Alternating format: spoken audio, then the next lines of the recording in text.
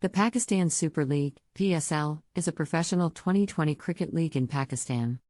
It was founded in 2015 and is organized by the Pakistan Cricket Board (PCB). The league consists of 6 teams representing different cities in Pakistan, including Islamabad United, Karachi Kings, Lahore Qalandars, Multan Sultans, Quetta Gladiators, and Peshawar Zalmi. Each team plays a total of 14 matches in a round-robin format, followed by playoff matches to determine the champion. The tournament usually takes place in February and March of each year, and the games are held in the United Arab Emirates, UAE, and Pakistan. The PSL has become one of the most popular cricket leagues in the world, attracting some of the biggest names in international cricket, as well as up-and-coming talent from Pakistan. The league has also been credited with revitalizing cricket in Pakistan and helping to bring back international cricket to the country.